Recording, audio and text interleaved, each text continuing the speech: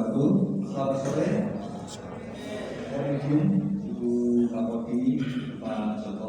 Tadi saya sempat bingung Bu, ini dosen apa mahasiswa kok Bapak sama Ibu masih sama. Saya ingin ikut-ikut Bu Kapolri ya. Kita ingin diskusi santai saja. Kami ingin berdiskusi dua arah. Ada pertanyaan langsung dijawab, ada pertanyaan langsung dijawab gitu ya. Supaya ini kan waktunya sudah waktu ngantor ya bagi yang puasa ya. Supaya nggak sepaneng, supaya semua semangat. Apa kabar meningkat sore ini? Ibu tadi ada ya sama sama nggak ada ya? Sekali lagi ya, selamat sore apa kabar meningkat?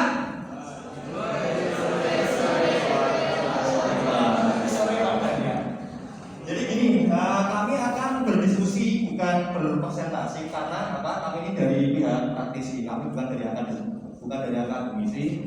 Tujuan kami di sini adalah kami ikut berdiskusi. Sebenarnya narasumber pertama itu adalah beliau, Bapak Joko. Kami juga banyak belajar dari beliau sebagai guru besar juga. Di sini kami hanya mengulas apa yang sudah disampaikan oleh Pak Joko. Coba next mas. Tuh kan, sama-sama materinya, Pak Joko. Jadi saya cuma menyampaikan secara sederhana aja apa itu e-commerce. Mungkin teman-teman sudah tahu ya. Kemarin juga panitia Pertapos juga bilang ke saya bahwa mahasiswa hukum Unika ini banyak yang punya bisnis e-commerce. Jadi saya tidak perlu banyak menjelaskan tentang e-commerce. Next. Sudah tahu bagaimana jika bakal e-commerce itu datang ke Indonesia? Awalnya gini ya, ini saya sedikit bercerita walaupun kebetulan saya ini generasi tua, jadi saya mengikuti perkembangan teknologi di Indonesia. Awalnya e-commerce itu datang ke Indonesia, pada saat itu muncul salah satu provider bernama Indonesia Net. Di situ kita belum bisa bertransaksi secara full e-commerce. Artinya pada saat itu salah satu-satunya provider yang bisa menyajikan data internet. Di situ hanya sifatnya kita menjual berupa gambar atau e-katalog. Untuk transaksi maupun pembayaran dilakukan dengan cara COD. Itu masih model e-commerce awal atau konvensional. Next. Nah, ini mulai tadi yang sudah dijelaskan oleh Pak Joko 2010 sampai dengan 2011 mulai tumbuh satu persatu e-commerce besar seperti Gojek yang awalnya dari bisnis transportasi berkembang menjadi bisnis mengantar makanan, kemudian ada GoPay yang untuk membayar segala bentuk tagihan dan lain sebagainya. Next. Era keemasan yang kami maksud dengan era keemasan itu yaitu era seperti yang sekarang ini. Artinya e-commerce ini bisa sangat membantu dan bisa sangat merugikan. Itu tergantung pada kita sebagai konsumen e-commerce bagaimana cara menyikapi transaksi secara e-commerce. Artinya apa? Di era keemasan seperti ini kita tidak perlu capek-capek, kita tidak perlu kemana-mana, kita tidak perlu ngapain, hanya cukup menggunakan ponsel untuk bisa melakukan transaksi secara e-commerce. Kelebihan dari e-commerce itu apa? Salah satunya hemat waktu dan tenaga.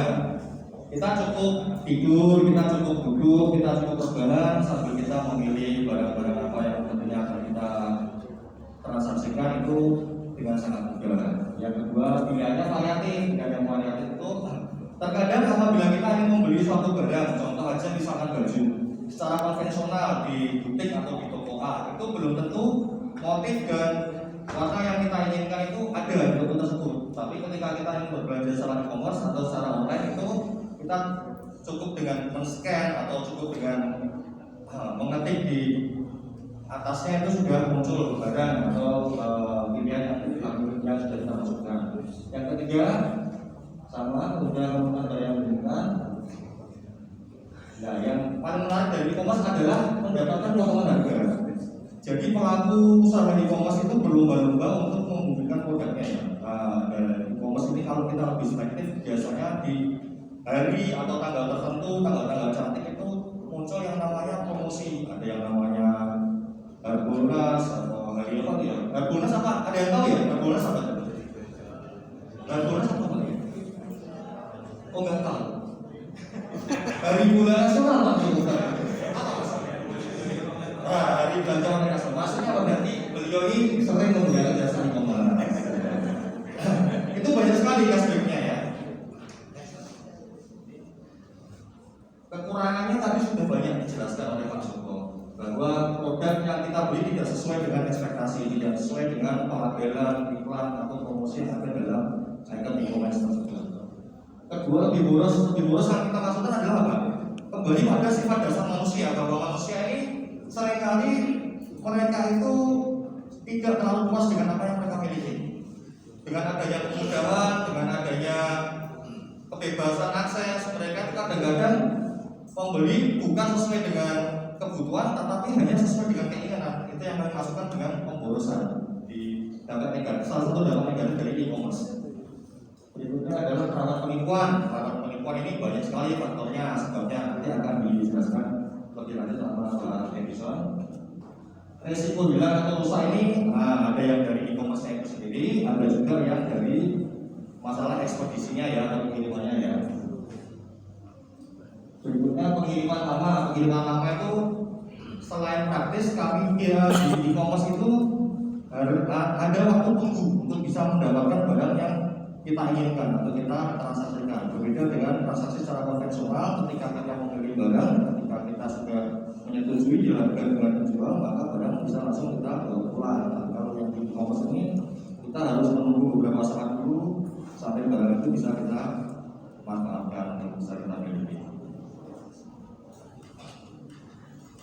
Berikutnya, mengapa banyak konsumen tertipu belanja secara online? Yang pertama itu tergiur dengan harga yang murah. Harga yang murah untuk produk yang tidak terstandarisasi. Contoh produk yang tidak terstandarisasi itu misalkan baju. Baju itu kita mungkin sudah tahu kalau sepertinya kok barang ini kok nggak masuk akal ya. Oh, di toko sana harganya 1 juta misalkan. Kalau di sini di toko ini harganya cuma 70.000. Ini jangan-jangan palsu. Sebenarnya dari kita sendiri itu sudah paham bahwa ini kita ragu-ragu akan pembelian suatu transaksi tertentu itu. Tetapi karena tergiur dengan harga yang murah, maka kita memaksakan diri untuk membeli produk tersebut secara e-commerce atau secara online. Yang kedua, belum tersertifikasinya secara menyeluruh transaksi jual beli secara online. Jadi memang tidak semua toko online itu tersertifikasi ya. Berikutnya, tadi saya setuju dengan yang sudah disampaikan Pak Joko bahwa kultur budaya belanja di Indonesia lebih mengembangkan kepercayaan atau trust. Dasarnya kita bertransaksi antara penjual dan pembeli adalah rasa saling percaya. Tadi sudah diulas ya sama Pak Joko. Ya, ini yang menarik adalah yang terakhir. Pelaku penipuan jual beli secara online itu jarang tertangkap oleh pihak berwajib. Ini dikarenakan banyak faktor. Yang pertama itu kurangnya perhatian masyarakat terkait dengan program e-commerce. Yang kedua itu antusias publik itu kurang terkait dengan mengawal proses penipuan di kasus jual beli online. Yang ketiga, terkadang nominal kerugian yang dialami oleh si korban ini tidak signifikan sehingga untuk APH-nya juga kadang-kadang nggak cocok tadi seperti yang disampaikan oleh Pak Edison. Nah, berikutnya masuk ke dalam sesi apa yang harus dilakukan ketika kita tertipu belanja secara online. Ini lebih kepada yang seharusnya kita sampaikan pada sore hari ini. Fungsi kejaksaan dari lembaga pengadilan konsumen seperti yang silakan Pak Edison. Ya, terima kasih Pak Gantian. Saya lanjutkan lagi ya, rekan-rekan. Ini penting sekali untuk teman-teman mahasiswa Fakultas Hukum ya.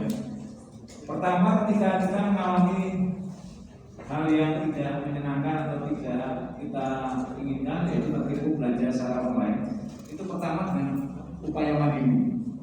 Ini saya sore hari ini ingin menggarisbawahi buat teman-teman Fakultas Hukum. Coba belajar dari hal yang kecil.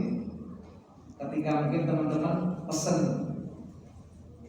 entah baju, entah sepatu atau apa, dan merasa tidak sesuai dengan apa yang disepakati, apa yang diakat di awal dengan pihak e-commerce tersebut. Coba lakukan yang pertama, klarifikasi. Ini klarifikasi biasa ya, lewat chat, email, maupun telepon. Kalau tidak ada respon, belajar untuk mempraktekkan ilmu hukum. Karena hukum itu nanti apapun itu ketika kalian lulus, itu nanti akan masuk, akan bersinggungan terus-menerus yang namanya mediasi. Mediasi ini nyawa dari proses hukum antara satu pihak dengan pihak yang lain. Dalam artian begini, dalam permasalahan perdata itu di pengadilan itu ketika